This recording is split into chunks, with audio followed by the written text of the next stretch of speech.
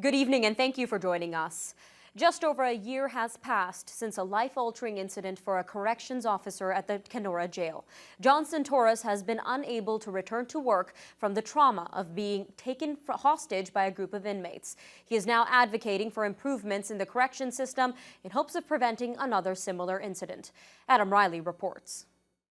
Nobody's really prepared for their life to be kind of changed like in an instant, and it's as cliche of a phrase as I can think of, but it's really what it feels like. With only 4 years on the job, John Santoris was still relatively new to the role of corrections officer. On September 14th, 2018, the nightmare of every corrections officer played out as Santoris was taken hostage by inmates at the Kenora jail. For over 2 hours, his fellow officers watched in horror as he was restrained and beaten by his captors until negotiators secured his release. My life has been totally changed in every sense of the word. There's been a lot of recovery and a lot of hard work and a lot of just trying to make sense of that day. Since then, he has advocated for improvements to corrections facilities across Ontario, especially here in the Northwest.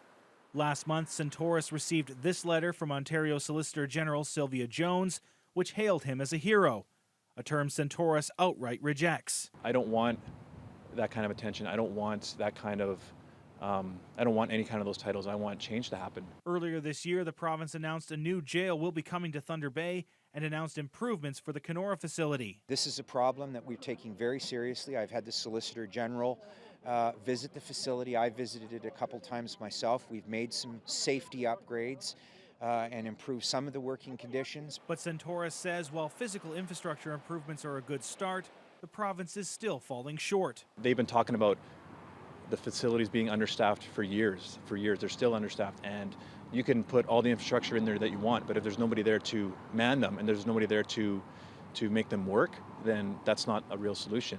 Santoris believes the situation is going to get much worse before it gets better. It's going to happen again, and it's going to take something even worse than what I went through for real change to happen. Somebody's probably going to have to, it's going to get worse. Adam Riley, TBT News. For the very first time, the Ontario SPCA has delivered much-needed animal wellness services to a Northwestern Ontario First Nation. Thanks to a partnership with Pet Value, the SPCA recently brought its new state-of-the-art animal wellness mobile unit to Neketche First Nation, which is about 50 kilometers northwest of Fort Frances. Now, while there, workers provided a number of vaccines as well as spay and neuter services. It's part of a broad effort by the SPCA to combat animal overpopulation in underserviced communities. It's one of the agency's biggest concerns, according to Partnerships and Community Outreach Director Judy Cannon. It's at the base of animal wellness.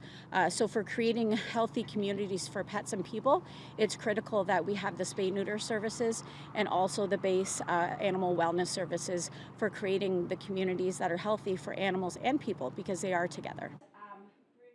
The mobile unit will now be taken off the road for the winter, but will be back in service next summer. Cannon says they are already almost completely booked, so those who want the vehicle to come to their community should contact the OSPCA as soon as possible. Over 150 people gathered at the Italian Cultural Center this past week with a big topic on the agenda. The Norwest Community Health Centers held the 17th annual Fetal Alcohol Spectrum Disorder training event with a focus on the side effects of developmental trauma. Alana Pickle reports. It was a day of learning at the Italian Cultural Center as over 150 people dove deeper into fetal alcohol spectrum disorder. For the last 17 years, Norwest Community Health Centers has held an FASD training day to offer information to a large group of people at once. This year, the workshop expanded to include a topic that hasn't been considered before: developmental trauma.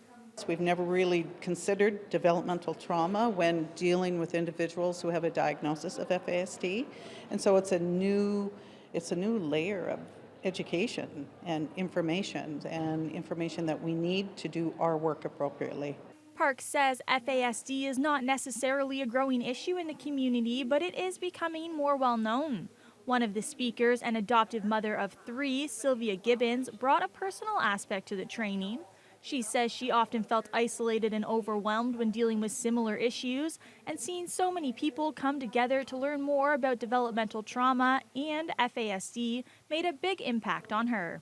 Advocating, I had to advocate all the time to try to get those right services for my children, and to be in a room with people that really want to make a difference is so important, so validating. The audience was made up of people who work with others in their community who are at risk. Registered psychotherapist Mary Jo Land says they put a big focus on safe, nurturing relationships this year and how big of an impact they can have on children. She adds this workshop is opening the door. However, it is up to the attendees to take this new knowledge and move forward with it. To take this learning and say, how do I implement this? And so often that means having further conversations from today that will allow people to collaborate and cooperate together. Norwest Community Health Center says there will definitely be another FASD training day next year. Alana Pickrell, TBT News. Eco Superior is once again holding their annual Light the Night campaign to equip as many bicycles as possible with head and tail lights. Volunteers and Eco Superior staff took part in a blitz at Lakehead University this past week to make sure that the high volume of bike riders there have a sufficient amount of lights for late night rides. Last year, they gave out almost 200 lights at the university and nearly 1,000 throughout the city. Eco Superior Coordinator Carolyn Cox says they are aware that the need for lights is out there. So we know that there's a gap in access to bicycle lights, right? There are lots of people who ride without, whether it's because they can't afford them, their lights broke, they don't have time to get to the store. So our goal is just to remove barriers to access to bicycle lights by putting lights onto bicycles. The bike light blitzes are taking place at 6 locations throughout the city, including Confederation College and various business areas. Well, the magic of autumn was in full force at Gamondale Farm today as locals came out to celebrate Pumpkin Fest on Thanksgiving. The festival is in its 25th year, and as Carmen Wong reports, it continues to attract visitors year after year.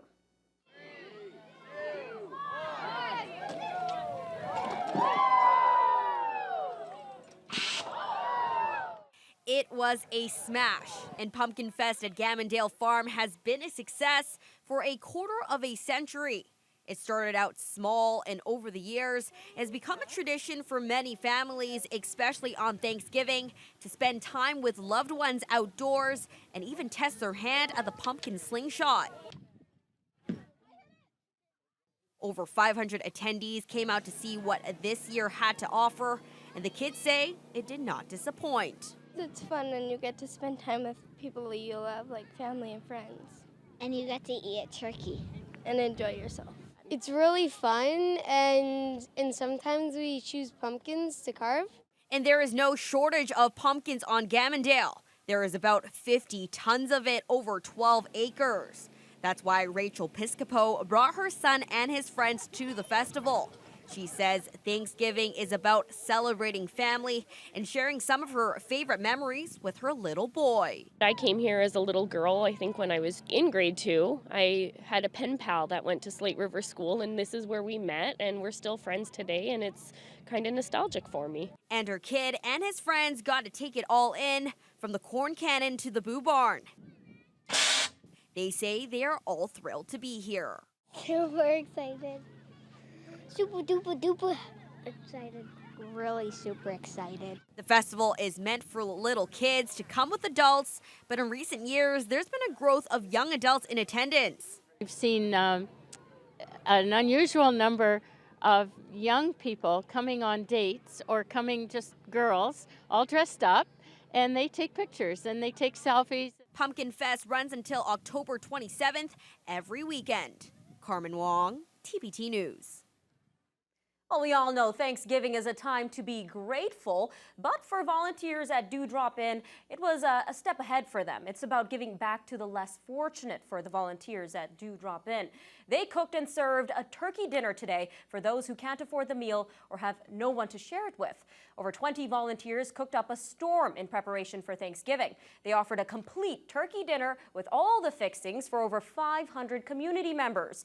They cooked about 550 pounds of turkey, 300 pounds of carrots and potatoes, and 60 to 70 liters of gravy. Executive Director of the Do Drop In, Michael Quibell, says this would not have been made possible without the work of the volunteers who give their time to make Thanksgiving special for all. It's very rewarding. It's just nice to do something for someone else and for people that can enjoy the festivities like other people. Then I think it's just a good thing. Lots of gratitude. Lots of people are very thankful that we're here today, that they get to have a turkey dinner. The Do Drop In also provides daily hot lunches every day, and the organization has been feeding the hungry for over 38 years. What a fantastic way to celebrate Thanksgiving, Ben. Yeah, you have to love Thanksgiving. You see people give back.